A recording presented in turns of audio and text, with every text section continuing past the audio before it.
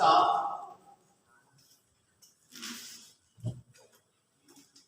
electromagnetic wave. Number 1, इधर देखो सब कोई, ऑसिलेशन या वेव किसे कहते हैं? ऑसिलेशन या वेव। दूसरा पॉइंट पढ़ना है फ्रीक्वेंसी। क्या पढ़नी है बोलो? तीसरी पॉइंट पढ़नी है एम्पलीट्यूड। चौथा पढ़ना है टाइम पीरियड। क्या चीज? पांचवा पढ़ना है बेटा वेव लेंथ। और 6 में आप पढ़ोगे वेव नंबर। क्या चीज?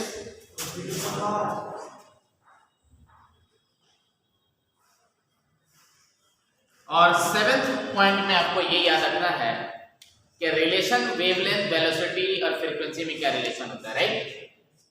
रिलेशन बिटवीन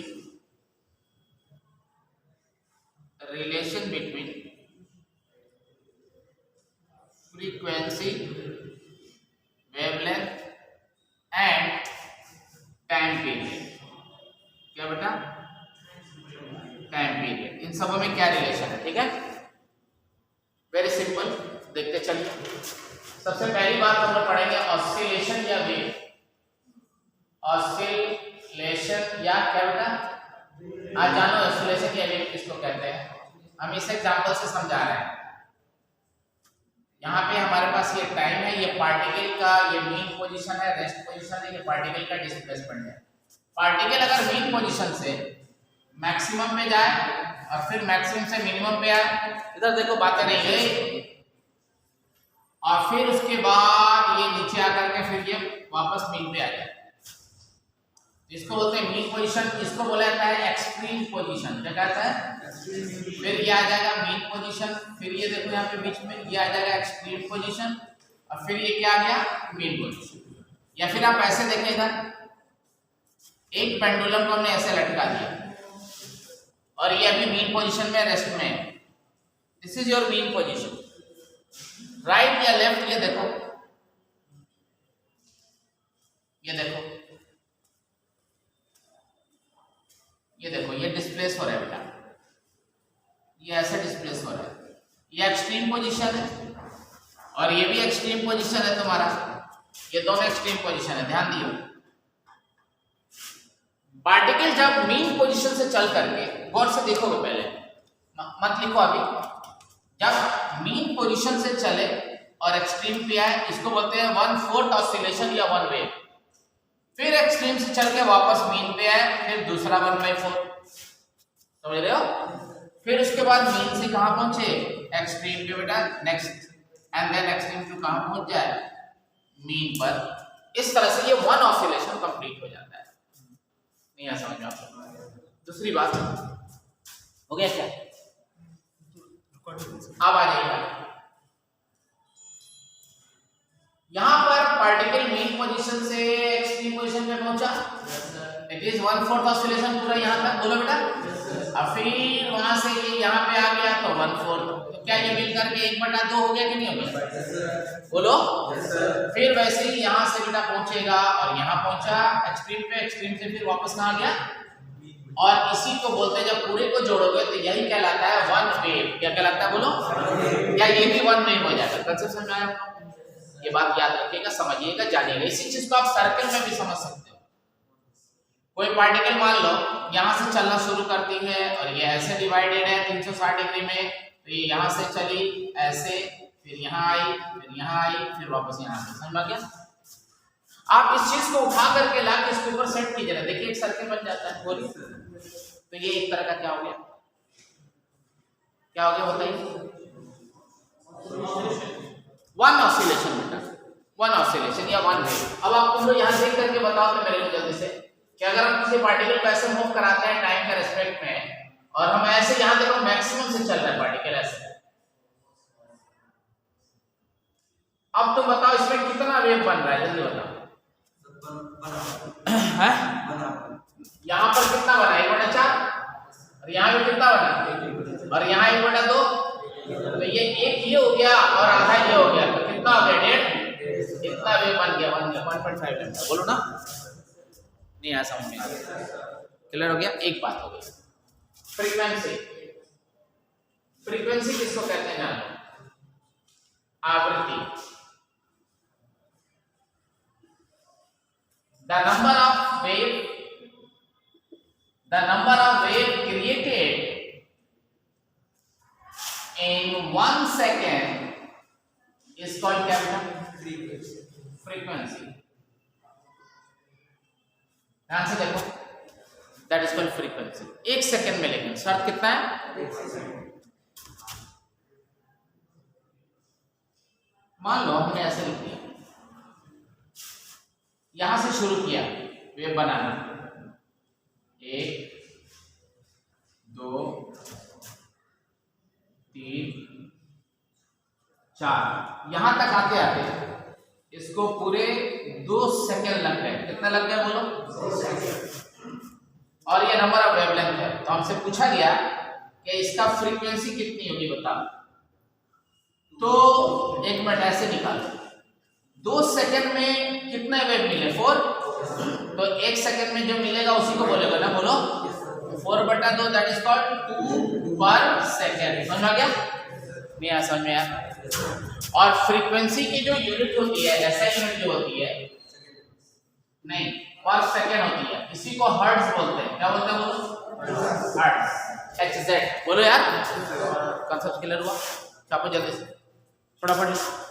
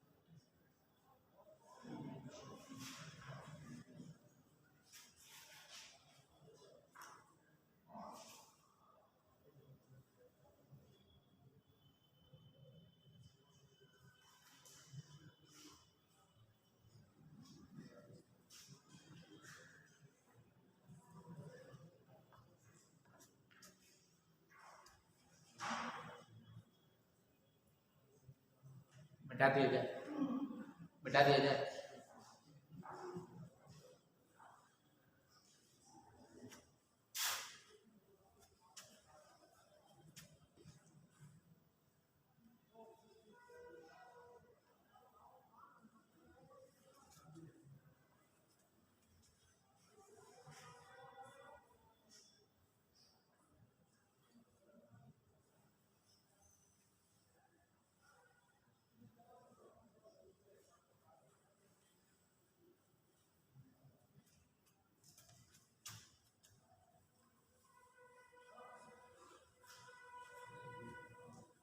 जो बेसिक चीज थी इसको समझना है। अब हम बात करेंगे एम्पलीट्यूड की। किसकी, एम्पलीट्यूड आयाम।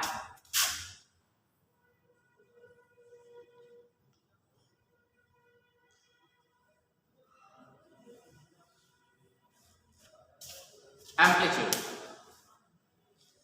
देखो जरा से, एक फर्क समझो जरा सा एम्पलीट्यूड में और फ्रीक्वेंसी में। जैसे कोई आदमी गाना गा रहा है, किसी गाने को गा रहे हैं, जैसे दिल के अरमा आंसुओं में बह गया, मान लो गाना गा रहा हूं मैं, तो एक दो तरीका है। एक तो हमने कहा कि दिल के अरमा आंसुओं में बह गया, ऐसे बोला मैंने, और एक बार दिल के अरमा आंसुओं में बह गया। फर्क समझ में आ रहा है आप लोगों को? तो जो मैंने बोला ये फ्रीक्वेंसी है, क्या है ये, क्लियर हो गया? अब एम्पलीट्यूड समझा रहा हूं। एम्पलीट्यूड किसको कहते हैं? एक लड़का गा रहा है दिल के अरमा ऐसे गा रहा है, लग जाना है। और एक गा रहा है ऐसे दिल के अरमा, खींच रहा है ना पूरा, ये एम्पलीट्यूड है। क्या है बोलिए, आगे समझ में नहीं आया? समझ में आया? बात को बड़ा कर दिया, खींच दिया पूरा, बोलो ना। तो वैसे ही एम्पलीट्यूड में समझा रहा हूं आपको, देखिए बोलते द मैक्सिमम, देखो इधर, maximum displacement of particle, please see, the maximum displacement of particle from mean position to extreme position, समझ में आ गया? only is called क्या बेटा?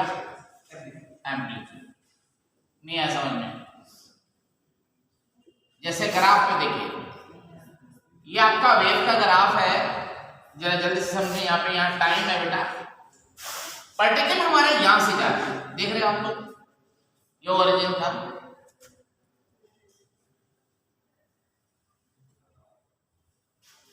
राइट? सी प्लीज,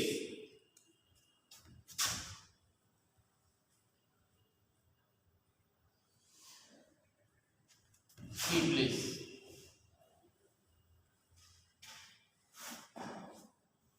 ये मीन पोजीशन है और ये एक्सट्रीम पोजीशन है। आपको मालूम है ये डिस्टेंस कहलाता है, जो शॉर्टेस्ट डिस्टेंस होता है उसे एम्पलीट्यूड कहते हैं, बोलो। हमारे पास दो पॉइंट हो ए और बी, और हम ऐसे जाएं और एक ऐसे जाएं, तो ये वाला डिस्प्लेसमेंट होगा ना, बोलो। नहीं ऐसा में, तो यहां पर हम ऐसे जाएंगे मीन से एक्सट्रीम पे, मेरा मतलब ये वाला यहां से लेकर यहां तक की हाइट, इस पॉइंट से लेकर और इस पॉइंट के बीच की हाइट यही है ना, बोलो। तो दिस इज कॉल्ड एम्पलीट्यूड। क्या कहलाता है, बोलो। फिर यहां से यहां तक के आने को हम एम्पलीट्यूड नहीं बोलेंगे बेटा, फिर मीन से एक्सट्रीम को जाने को हम क्या बोलेंगे, एम्पलीट्यूड। हम फिर यहां से यहां तक के आने को एम्पलीट्यूड नहीं बोलेंगे, समझ आ गया? तो आपसे अगर कोई पूछे, अगर कोई पार्टिकल मीन से चले और मीन से स्टार्ट किया और एक्सट्रीम पे पहुंच गया, और फिर मीन एक्सट्रीम से चला और फिर मीन पे पहुंच गया, फिर मीन से चला और एक्सट्रीम पर पहुंच गया, नहीं ऐसा समझ में? फिर एक्सट्रीम से चला और कहां पहुंच गया, मीन पर पहुंच गया। तो देखिए इसको बोलते हैं 1/4 ऑसिलेशन या लैम्डा, बोलो। इसको भी 1/4 लैम्डा, इसको भी 1/4 लैम्डा, इसको भी 1/4 लैम्डा, सबको जोड़ोगे तब जाके होगा 1 लैम्डा, बोलो ना। नहीं समझ में? तो पार्टिकल अगर मीन से एक्सट्रीम पे चलती है तो कितना एम्पलीट्यूड हुआ बताओ, 1, बोलो ना। और पार्टिकल अगर एक्सट्रीम से मीन पे आती है, जब भी टोटल अगर यहाँ की मतलब मीन से लेके अगले मीन तक पहुंचे, इस मीन से लेके इस मीन तक अगर पार्टिकल पहुंचती है तो कितना एम्पलीट्यूड हुआ, 1 ही होगा, बोलो। और इससे लेकर के इस मीन से अगले एक्सट्रीम पोजीशन तक पहुंचे तो अब कितना हो जाएगा, 2 हो जाएगा। और अगर यहाँ तक फिर शुरू से लेके यहाँ तक पहुंचे तो कितना हो जाएगा, 2 ही रहेगा। फटा समझोगे? अरे नहीं आया, ये एम्पलीट्यूड कहलाता है। क्लियर हो गया? This is called amplitude. अब हम टाइम पीरियड आपको बताते हैं। The time taken to complete one wave, एक वेव को पूरा करने में जितना वक्त लगता है उसे क्या कहते हैं, टाइम पीरियड। देखिए टाइम पीरियड, जल्दी जल्दी समझिए बेसिक चीज।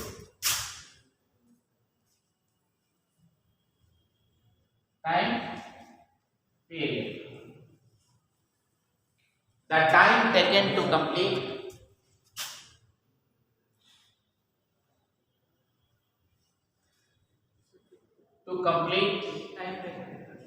the time taken to complete क्या,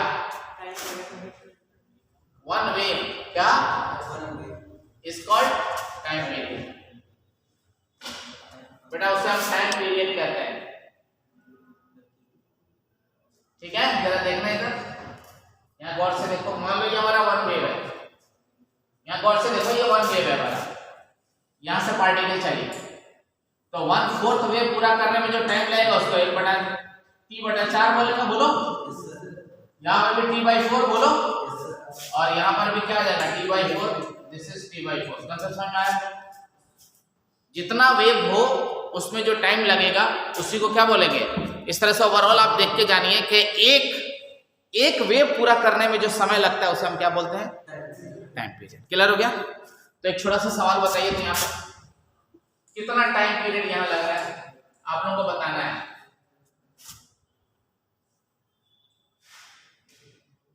थोड़ा अलग ढंग का ग्राफ है, बताइए टाइम पीरियड कितना लगा। टाइम है और ये डिस्प्लेसमेंट है पॉइंट। तो ये तो 1/4 हाफ एक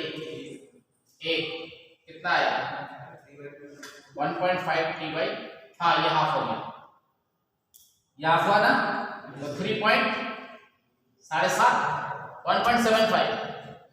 1.75 टाइम पीरियड लगा। तो समझ में आया?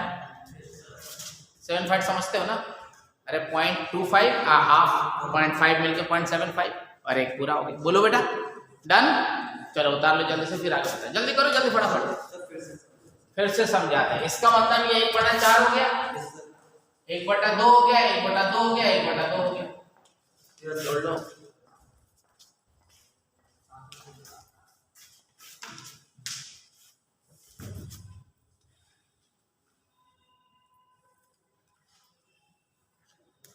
इतना अच्छा मौसम था मैम, चाय पीने वाला, लेकिन कोई ला के देगा ही नहीं। हाँ चाय पकौड़ा नहीं, चाय खाई। पकौड़ा भी खाते हैं साथ। अच्छा पकौड़ा भी साथ में खाती हैं, तो ले आइए कहीं से जुगाड़ लगा, कहीं से ले आइए, पैसा हम देंगे। चाय मैं लेके आऊं। बस सुनिए, बाहर बोल किसी से बोल देते तो ले आएगा। अगर कोई हो ऐसा तो बंदा मिल जाए तो ठीक है, नहीं अरे कोई नहीं तो छोड़ दीजिए। मुँह बंद करो, तुम लोग नहीं लाओगे, कह रहा है मैं लाऊंगा। बेटा दो बेटा, वेरी गुड। ये टॉपिक ओवर हुआ आपका।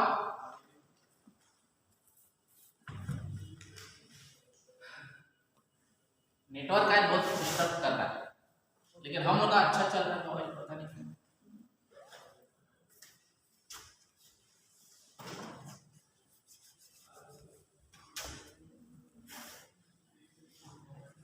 सर ने छूट ले रखी है जब ये लोग इतना बोलते हैं।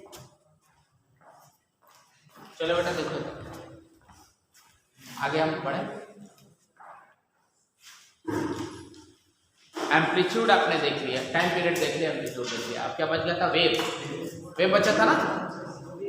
नहीं wavelength, please write down wavelength. Wavelength लिख लो बेटा। It is the distance between two consecutive, it is the distance between two consecutive trough or crest called क्या? हाँ वेवलेंथ। देखो यहाँ पर एक क्रेस्ट, दूसरा क्रेस्ट, दूसरा ट्रफ, एक क्रेस्ट, दूसरा ट्रफ। इसको ट्रफ बोलते हैं, इसको क्रेस्ट, इसको ट्रफ, इसको, तो दो क्रेस्ट के बीच का दूरी क्या हो जाएगा? दिस। या फिर ये भी ले लो कंप्लीट वेव, ये भी होता है 1 लैम्डा। बोलो बेटा। तो यहाँ पर ये देखिए, यहाँ से लेके और यहाँ तक को समझ लीजिए 1/4 और 1/4 और ये 1/2 पूरे 1। क्लियर हो गया? अब वेव नंबर बताओ, क्या बता दो? Wave number. अच्छा वेवलेंथ में एक बात है, यूनिट ऑफ वेवलेंथ देखो, यूनिट ऑफ वेवलेंथ मेनली हम लोग बेटा ऐसा यूनिट अगर यूज करोगे तो मीटर होगा, और सीजीएस यूज करोगे तो सेंटीमीटर होगा। बट एक और यूनिट यूज करते हैं 1 एंगस्ट्रम। 1 एंगस्ट्रम का अर्थ होता है 10 का पावर -10 मीटर या -8 सेंटीमीटर, ये होता है ना बेटा। आप लिख सकते हो 10 का पावर -10 मीटर बराबर 1 एंगस्ट्रम। तो 1 मीटर बराबर कितना हो जाएगा?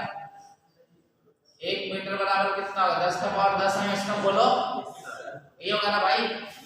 क्या मैं लिख सकता हूँ 1 एंगस्ट्रम इज इक्वल टू 10 का पावर -1 इंटू 10 का पावर -9 मीटर। बोलो, और इस 9 को हम बोल सकते हैं आराम से 10 का पावर -1 नैनोमीटर। बोलो, बोलो बच्चों।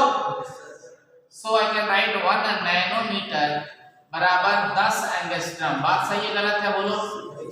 सो अगर मान लो आप तुमको दें कि लैम्डा इक्वल टू मेरे पास 200 नैनोमीटर है तो ये कितना एंगस्ट्रम बोलोगे सर जी 2000 एंगस्ट्रम। कितना बोलोगे बोलो। अगर लैम्डा की वैल्यू 400 नैनोमीटर हो तो कितना बोलोगे 4000 एंगस्ट्रम। हमारा राइट उतार लो जल्दी करो फटाफट फिर आगे बताओ। अब न्यूमेरिकल स्टार्ट होने वाला है फौरन।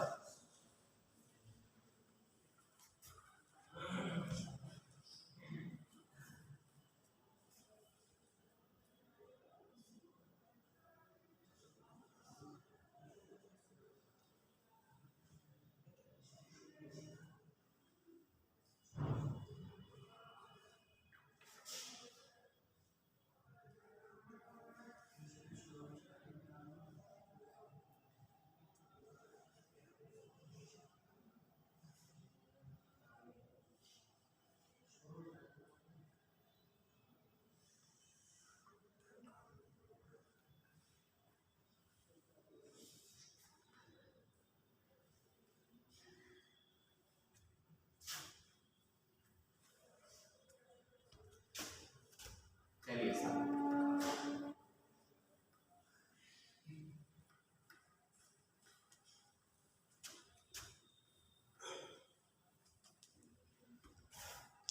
रिलेशन बिटवीन अब पहले वेव नंबर देखो। वेव नंबर किसको कहेंगे वो जान लो। The reciprocal of wavelength is called wave number. क्या कहलाएगा बेटा। सो वेव नंबर को हम ऐसे निकालते हैं, इससे रिप्रेजेंट करते हैं। Wave number is equal to 1/λ। So it is per metre, इसका यूनिट हो जाएगा ऐसे ही या पर सेंटीमीटर। अब आते हैं रिलेशन बिटवीन वेवलेंथ, वेलोसिटी या वी ले लो एंड फ्रीक्वेंसी। बोलो फ्रीक्वेंसी राइट। देखते चला सब कोई। छात्रों आपने सिंपली पढ़ा होगा कि वेलोसिटी इज इक्वल टू क्या होता है डिस्प्लेसमेंट अपन टाइम। बोलो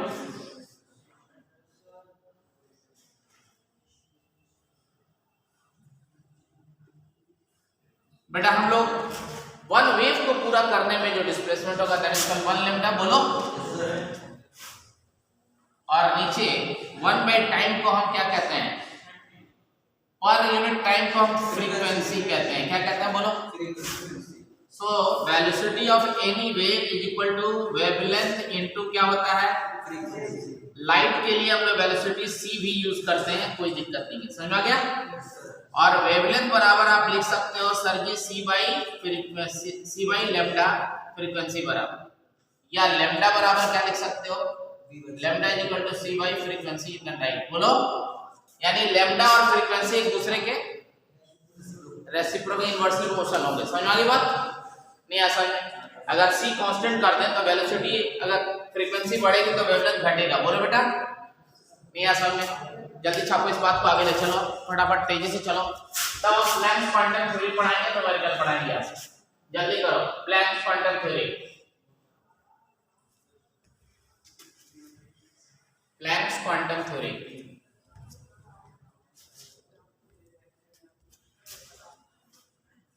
planks quantum theory.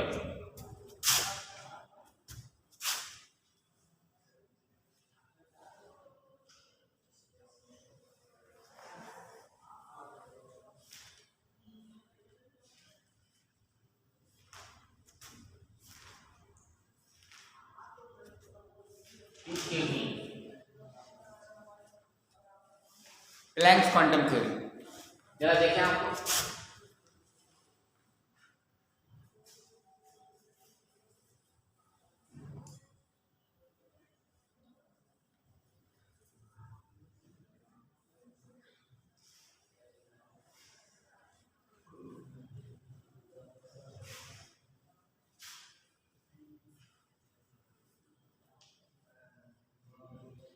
Happy birthday to all of you, जिसका होगा मना लेना।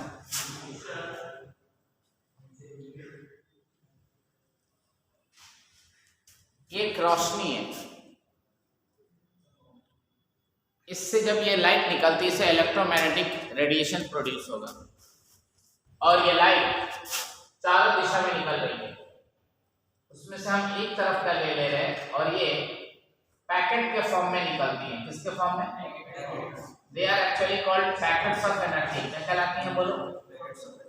ऐसा मानना है इनका। This is called electromagnetic wave which is in the form of packets of energy. Packets of क्या बोलो? यानी वैल्यू फिक्स है और this packets of energy is called in this here quanta. क्या बोलते हैं इसको? क्वांटा। अगर ये क्वांटा हमारा if it is light then it is called photon। क्या कहलाता है बोलो? बात समझ आ गया? और ये कंटिन्यूअस नहीं है, इसका इमिशन क्या है? डिसकंटिन्यूअस है। समझ में आया?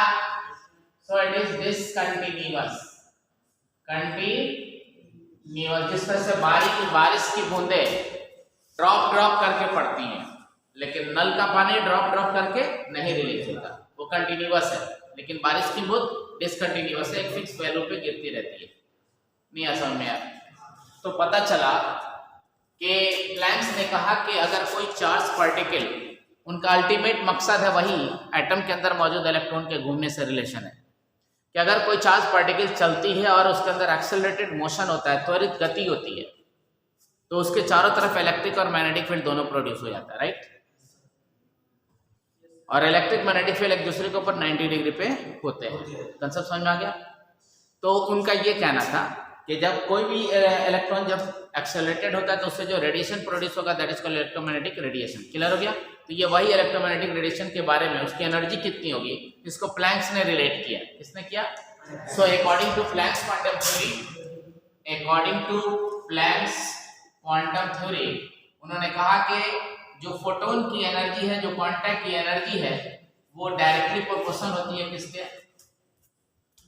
फ्रीक्वेंसी के। किसके बोलो? और अगर ये हट जाए तो यहाँ एक कांस्टेंट आएगा that is called h nu. बोलो, this is known as Planck's equation. क्या कहलाता है बोलो? Planck's equation. हम राइट?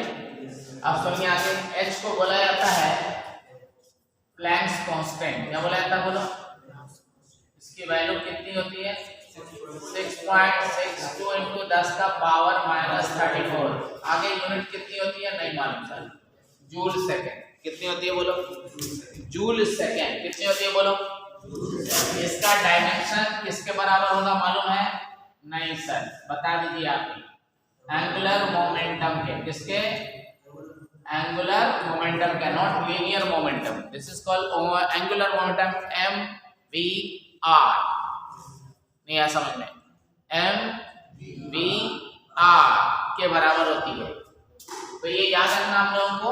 अब सुनिए, आप आगे बढ़िए, क्योंकि आप जानते हो वेलोसिटी इक्वल टू होता है h, वेलोसिटी इक्वल टू होता है लैम्डा इनटू फ्रीक्वेंसी। बोलो, so frequency is equal to, you can write c by lambda। बोलो बेटा, so from equation first I can write energy is equal to hc by lambda। बोलो, ये हमारा एक relation आया। समझ में आ गई बात? यहाँ हम लोगों ने क्या देखा बेटा कि E जो है वो डायरेक्टली प्रोपोर्शनल किसके हो गई? फ्रीक्वेंसी के। क्लियर है बेटा? बोलो। और यहाँ पे एक मैं क्लास डिस्टर्ब कर रहा हूँ। मुकुल शर्मा है क्या? कल आपको टैबलेट मिलेगा। उन्नति गौर आई है? नहीं है सर। ठीक है, तो यहाँ कितने लोग कल टैबलेट वाले? यहाँ पे आप इसमें से कौन सा नाम जी किसके नाम से जानते हो जो नहीं है उसको बता दीजिए। आपको अभी मेरे ऑफिस में तो किसका हमारा क्लास आ रही है, इस क्लास में हो गई चलेगा। इसके बाद इनको देंगे परेशान नहीं हो, क्योंकि सारे डिग्री कॉलेज, सारे university, ANM, BNM, BAMS, MBBS, ITI, polytechnic, AKTU सभी बच्चों के लिए घोषणा की गई है। कोई भी कंपनी से सप्लाई नहीं करेगी, देश से आता रहेगा आपको सभी को परेशान होने की जरूरत नहीं है। अभी आप जाके जॉब लिस्ट है।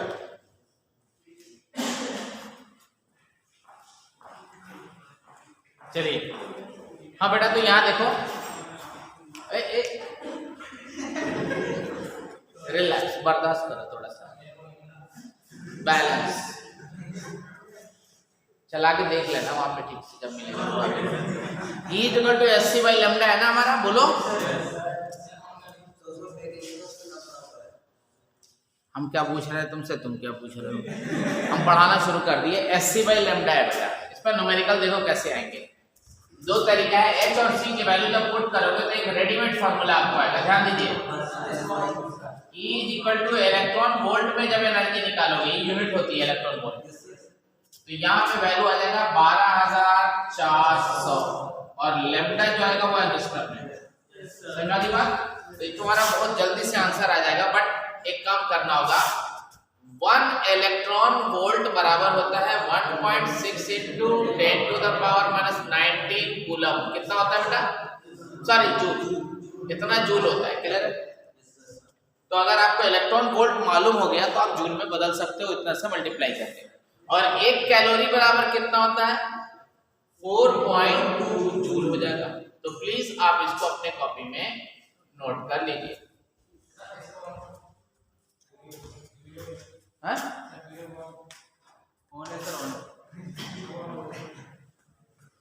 क्लास करो, काम करो, जल्दी से वीडियो छोड़ो। आज का वीडियो समझो मान के चलो नहीं बना। लिखो जल्दी से बेटा,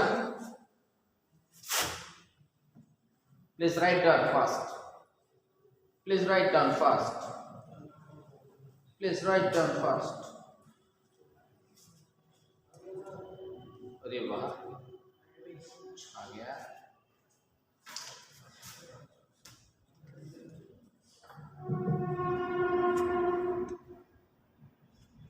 लिख लिया आपने? चलिए अब क्वेश्चन सिखा दो आपको।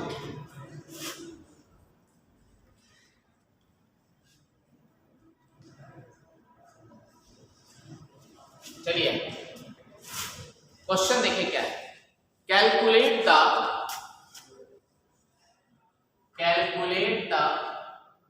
एनर्जी ऑफ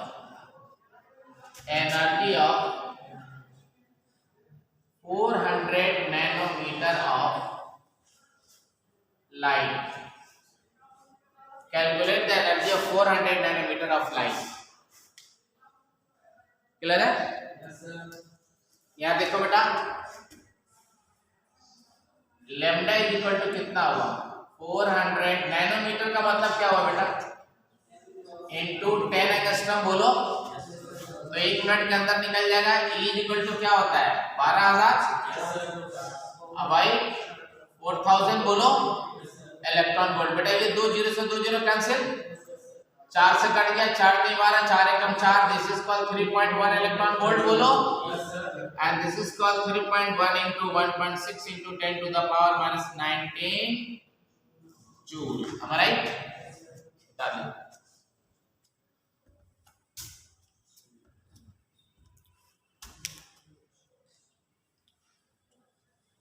हो गया फटाफट, ये टॉपिक ओवर हुआ हमारा ना। अब हम पढ़ेंगे डुअल नेचर ऑफ मैटर और डुअल नेचर ऑफ इलेक्ट्रॉन, दोनों पढ़ना हमको। क्या पढ़ना बोलो? डुअल नेचर ऑफ मैटर और dual nature of electron.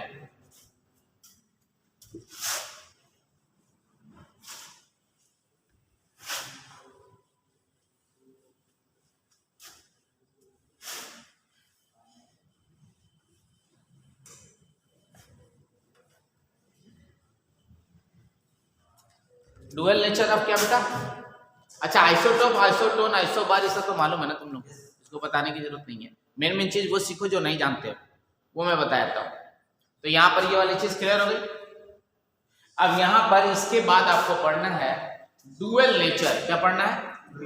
Dual nature.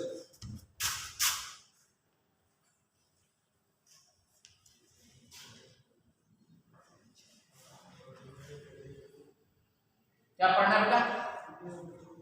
अब डुअल नेचर में आपको 2 चीजें पढ़नी है बेटा। देखिए प्लीज एवरीबॉडी ऑफ मैटर और एक of electron.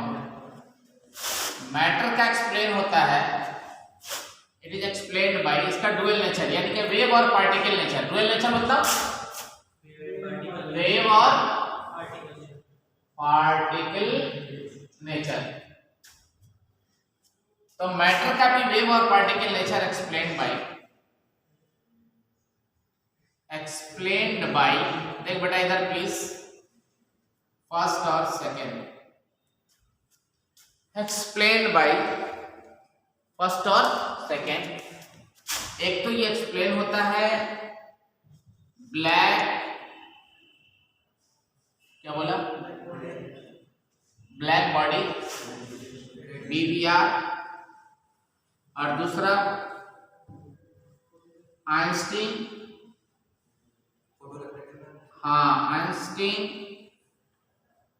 Photo electric effect. क्या? Einstein photo electric effect. Black body radiation क्या होता है अभी समझाऊंगा। And this is explained bye, this is explained bye पहला डी ब्रॉगली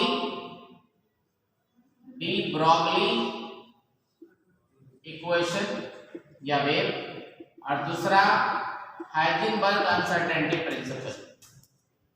यहां पर ये जो दो चीजें हैं वो एक्सप्लेन करती हैं पार्टिकल नेचर को ऑफ मैटर को, और तीसरा और चौथा इंटरफेरेंस और डिफ्रैक्शन। क्या बोला मैंने? आप ये साफ यहां मैटर हटा करके एक चीज लिख सकते हो, ऑफ इलेक्ट्रोमैग्नेटिक वेव, ये लिख सकते हो। इलेक्ट्रोमैग्नेटिक वेव के वेव नेचर को एक्सप्लेन किया जाता है इंटरफेरेंस और डिफ्रैक्शन से, वेव नेचर।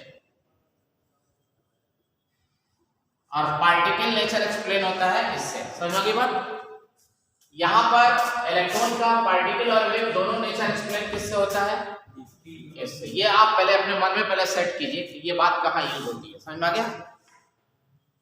ये वाला टर्म कहां किसके लिए इस्तेमाल है? इलेक्ट्रॉन। और इलेक्ट्रॉन आपकी आंख से दिखता है क्या? This is called microscopic particle.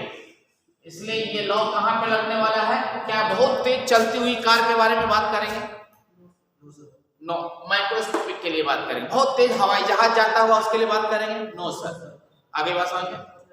तो जब कोई माइक्रोस्कोपिक पार्टिकल चलती है तो उससे वेव प्रोड्यूस होता है। समझ आगे बात? इस बात को एक्सप्लेन किया गया यहाँ पे। आगे बात समझ में? चलिए नोट कीजिए, फिर मैं आगे बात करता हूँ आप लोगों से। Please write down.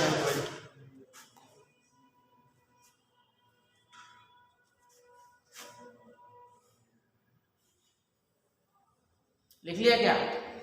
नहीं लिखा? अब आपको समझाऊंगा BBR क्या होता है, ब्लैक बॉडी रेडिएशन।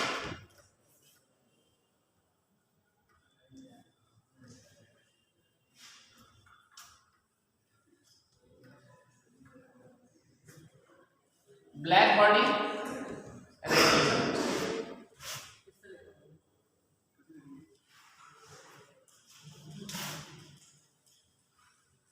लेकिन बेटा ब्लैक बॉडी रेडिएशन छोड़िए, क्या तो बोलना चाहिए ना कि सर छोड़िए। तो लोग बोला क्यों नहीं? तो लोग बोले हो गया सर, किसी ने बोला था मुझे। अब जो भी बोले मार पकड़ रहे। अच्छा चलो पॉइंट लिखो। वीडियो तो चल रही है सर, चल रही है यार, शानदार चल रही है, बेहतरीन, डोंट वरी, वीडियो चल रही है। अब साफ आ रही है कि नहीं आ रही है वो मैं नहीं जानता, बट चल रही है। Come to the point. अब पढ़ा रहा हूं BBR, ब्लैक बॉडी। पहले लिखो ब्लैक बॉडी किसको कहते हैं? What is black body? Chemistry black body या साइंस किसको मानती है? Black body is that body which can emit or absorb all kinds of electromagnetic wave. Yes? Which can emit or absorb, emit करे या absorb करे all types of electromagnetic spectrum. समझ में आ गया? आ गया? Is known as black body. और उससे ये जो रेडिएशन जब इमिट हो that is called black body. आगे सा उस रेडिएशन को मेजर करने के लिए प्लैंक चचा आए थे। समझ में आ गया? तो चलिए, the body which can emit or absorb, which can emit or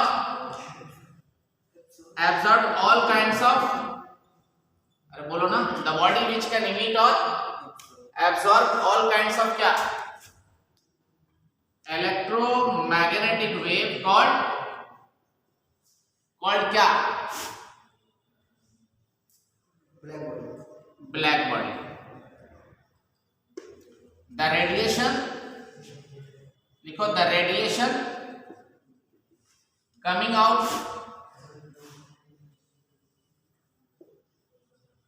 out from the black body is called black body radiation. Black body radiation में एक छोटी सी बात है जी, जब हम ब्लैक बॉडी को हीट करते हैं, तो जैसे जैसे टेम्परेचर बढ़ता है, कलर ऑफ लाइट या colour of spectrum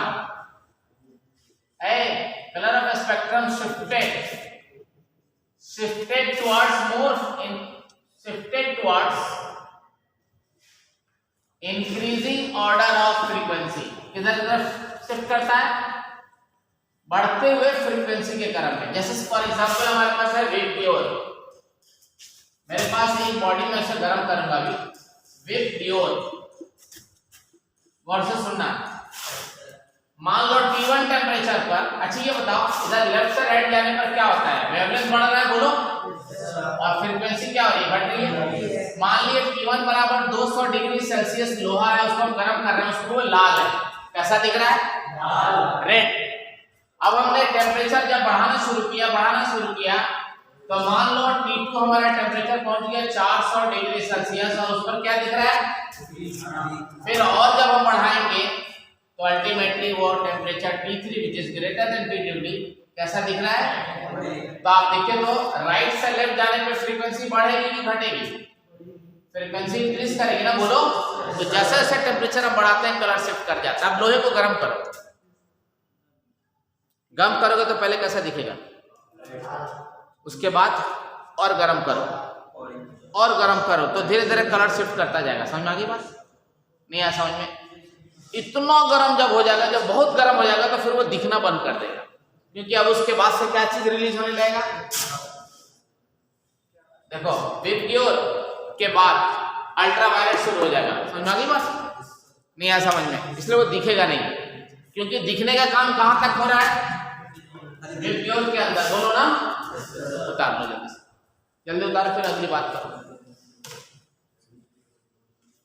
colour coding system, ये सिस्टम पे ऑब्जेक्टिव क्वेश्चन आता है, जल्दी लिखो।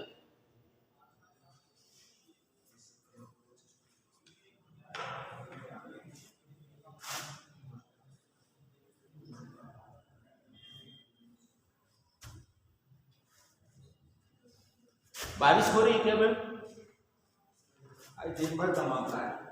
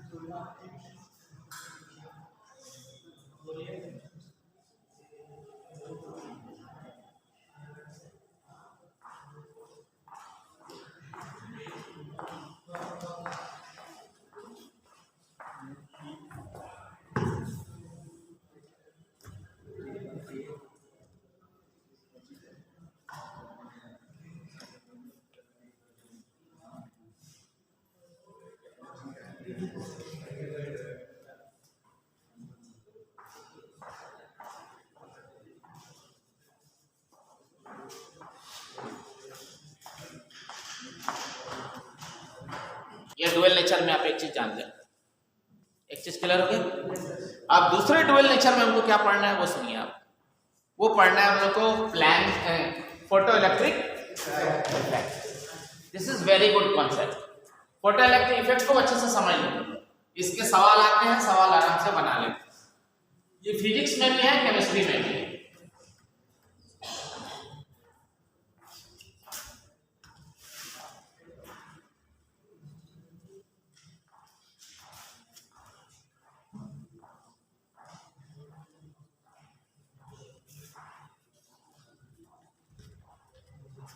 ठीक है, यहां देखो, इधर देखो, गौर से देखना। फोटो इलेक्ट्रिक क्या effect, this is called photo electric effect. Photo electric effect की बात हम कर रहे हैं। The ejection of electron by the incident, लिख लो, the ejection of electron, the ejection of electron from the active metal surface, the ejection, injection मत लिखते ना, इजेक्शन उल्टा होता है इंजेक्शन का। Ejection of electron, ejection of from the active metal surface, from the क्या बेटा, फ्रॉम द क्या बोलो ना, एक्टिव मेटल सरफेस, when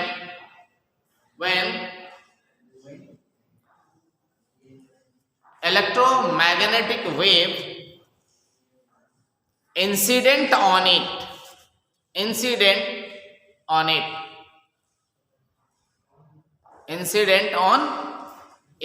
उस सरफेस पे पड़े। समझ में आ गई बात? देखो इधर, इट फॉलो, आगे लिखो, it follow law of conservation of energy, it follow law of conservation of energy, it follow क्या, law of conservation of, board पे देखो, यहां पर तुम्हारे पास, यहां एक्टिव मेटल सरफेस बोला था फर्स्ट ए ग्रुप का एलिमेंट जिसकी आयोनाइजेशन एंथैल्पी सबसे कम हो। समझ में आ गया? ये देखो, ये एक फर्स्ट ए ग्रुप का एलिमेंट है, फर्स्ट ए ग्रुप का एलिमेंट सबसे ज्यादा सीजियम में होता है, उसके बाद रुबिडियम में, then potassium and so on. इससे सरफेस से, एक्टिव मेटल सरफेस से मान लिया कि ये इलेक्ट्रॉन जुड़ा हुआ है किसी एनर्जी से, ये एक मिनिमम एनर्जी होती है। और से समझो, इस मिनिमम एनर्जी को, this is the minimum energy, इस मिनिमम एनर्जी को हम कहते हैं वर्क फंक्शन। क्या कहते हैं बोलो? This is also called work function. Work function is equal to होता है बेटा H C by lambda naught या एच न्यू नॉट, या यही लिख सकते हो 12400 बटा lambda naught in angstrom in electron volt.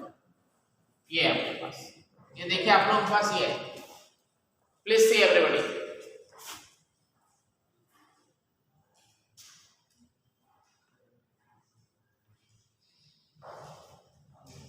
ये देखिए, ये है आपका E equal to H nu या एच सी बाई लेमडा, ये है,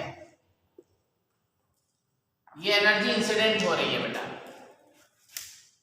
ये मान लो ऐसे चलो, ये जो एनर्जी देख रहे हो वर्क फंक्शन, इसकी वैल्यू मान लिया 2 जूल है। कितनी जूल है? 2 जूल। आपको इसमें से इलेक्ट्रॉन निकालना है, बोलो।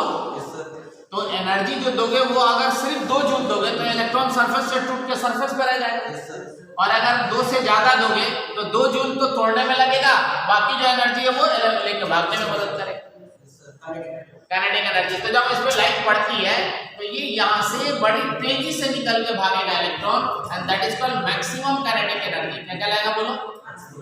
And that is called 1/2 mv max, v max का स्क्वायर। समझ आ गया? तो अगर आप इसको 10 जूल बाय द एनर्जी दे रहे हो तो 2 जूल तो यही ले लेगा, बोलो तो 8 जूल क्या हो जाएगा ये? आगे समझ में? तभी तो दोनों का 10 = जोड़ोगे तो this plus this is called law of conservation of energy. आया समझ में? अरे बोलो ना, अभी रुको आराम से।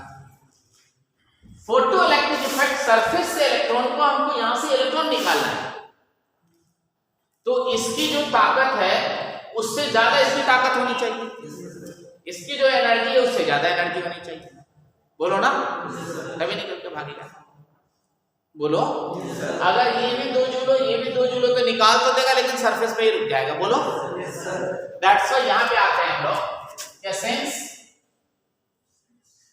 Photo electric effect follow law of conservation of energy, law of, that's why total incident energy that is called E, that is called H nu बराबर this plus this work function, बोलो प्लस काइनेटिक एनर्जी होगा कि नहीं होगा, बोलो।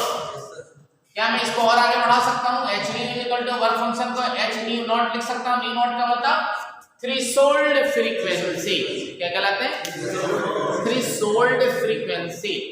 Threshold का मतलब chemistry में क्या होता है जान लो, अंतिम वैल्यू, मिनिमम वैल्यू या अंतिम वैल्यू उसके बाद। जैसे ये देखो, ये देखो, ये यहाँ पे सेफ है, यहाँ पे सेफ है, यहाँ रख दिया, अभी ठीक है, थोड़ा सा अगर हम इसमें से छेड़ेंगे गिर जाएगा नीचे, तो ये थ्रेशोल्ड पोजीशन पे है। क्या है बोलो? कंसेप्ट ये समझ में आया? थ्रेशोल्ड पोजीशन, यस नहीं आया समझ में यार? थ्रेशोल्ड का मतलब होता है बिल्कुल बस, अब उसके बाद वो चीज वहां से उसकी वैल्यू खत्म हो जाएगी या वो चीज टूट जाएगी, तब मिनिमम वैल्यू कह सकते हो। यहां पे गौर से समझना, हमको मिनिमम एनर्जी चाहिए। क्या चाहिए? मिनिमम एनर्जी के लिए ये फ्रीक्वेंसी क्या है? ये डायरेक्टली प्रोपोर्शनल है, बोलो तो इसको बोलेंगे मिनिमम थ्रेशोल्ड फ्रीक्वेंसी। क्या बोलेंगे? और मैक्सिमम थ्रेशोल्ड वेवलेंथ, क्योंकि इनवर्सली रिलेटेड है, बोलो ना। नहीं आया समझ में यार? तो फोटो इलेक्ट्रिक इफेक्ट में अगर कोई पूछे कि जाओ मैक्सिमम वेवलेंथ कैलकुलेट करके लाओ, तो तुमको यहां आओगे या यहां आओगे, बोलो मैक्सिमम वेवलेंथ कहां पे मिलेगा? थ्रेशोल्ड फ्रीक्वेंसी निकालो, थ्रेशोल्ड वेवलेंथ निकालो, तो कहां पहुंचोगे? यहां पे। ये है मैक्सिमम वेवलेंथ और ये है मिनिमम वेवलेंथ, बोलो ना। यहां पर ये क्या है? ये है मैक्सिमम वेवलेंथ, बोलो। तो ये क्या है? मिनिमम वेवलेंथ, बोलो ना। तभी तो ये एनर्जी भी मैक्सिमम होगी, बोलो ना यार। नहीं आ समझ में? कुछ पल्ले पड़ रहा है? मैंने बोला in photo electric effect calculate maximum wavelength, तो आपको नीचे देखना है। कैलकुलेट मिनिमम वेवलेंथ, तो आपको ऊपर देखना है, बोलो ना। ये वाली एनर्जी लेनी है, क्योंकि यहाँ पे मैक्सिमम एनर्जी उसी वक्त होगी जब वेवलेंथ हमारा मिनिमम होगा, बोलो ना। कुछ पल्ले नहीं पड़ा क्या? मिनिमम एनर्जी निकालो तो मैक्सिमम वेवलेंथ पहुंचना है, बोलो। यहाँ नीचे जाओगे वर्क फंक्शन में, बोलो यार। अब इनको जब समाप्त करोगे तो h nu बराबर आ जाएगा काइनेटिक एनर्जी। ये हमारा इक्वेशन हो गया, this is called first Planck's equation. अब आगे बढ़ते हैं। Einstein equation h nu h nu naught plus 1/2 mv max का स्क्वायर, राइट। हम एक काम करते हैं, kinetic energy equal to I can write h nu minus h nu naught, बोलो। क्या मैं लिख सकता हूँ? sc by lambda minus sc by lambda not, बोलो ना। क्या मैं लिख सकता हूँ? sc कॉमन करके 1 by lambda minus 1 by lambda not, बोलो ना। ये भी एक इक्वेशन है। अब हम इसी इक्वेशन पे और इसी इक्वेशन पे आपको ग्राफ बताएंगे। क्या बताएंगे बोलिए? ग्राफ। कंसेप्ट समझ में आ रहा है? नहीं आ समझ? क्या बताने वाले हैं? तो graph of equation, graph of equation first, see please fast. Graph of equation first, h nu is equal to what? h nu naught plus क्या बेटा? क्या बात है, काइनेटिक एनर्जी। बहुत अच्छा, सी प्लीज ध्यान से देखिएगा तब बताएगा। यहां पर इसको बोलते हैं y और यहाँ देखिए इसको बोलेंगे c। क्या बोलेंगे? इंटरसेप्ट। और ये इंटू tan 45 डिग्री, ये हो जाएगा m, बोलो ना। और ये हमारा x हो जाएगा। तो क्या हो जाएगा y equal to c plus mx हो गया ना। ग्राफ ये होगा बच्चों, देखो इधर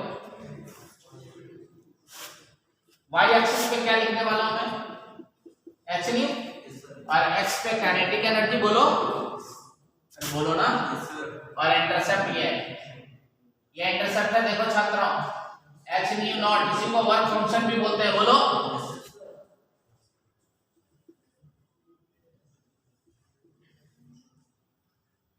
ये 45 डिग्री का एंगल बना रहे हैं बोलो ना, और m बराबर कितना हो जाए बोलो, कुछ पल्ले पड़ा। एक छोटा सा क्वेश्चन, ये ऐसे बना हुआ है, यहाँ काइनेटिक एनर्जी है, प्लीज सी, h न्यू है, और यहाँ ऐसे दिया हुआ है देखो,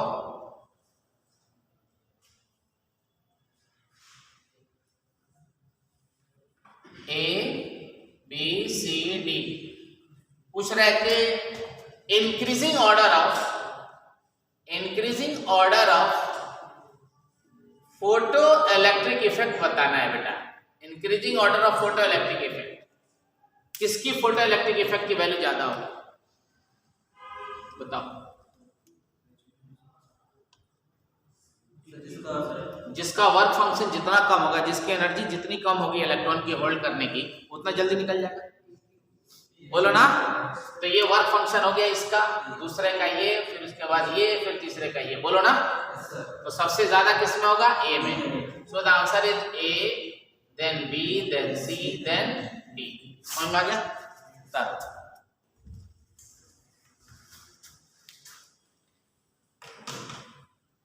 लिख लिया क्या? नहीं सर। अच्छा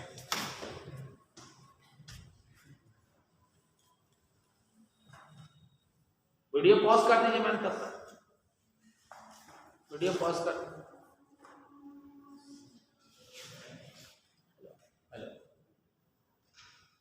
नमस्कार, ठीक है सर, ना आज नहीं आ पाऊंगा सर, ऐसे मेरे पूरे कपड़े भीग गए सर, तबीयत भी थोड़ी सी नशा हो, तो आज रहने दो, कल कर लेंगे।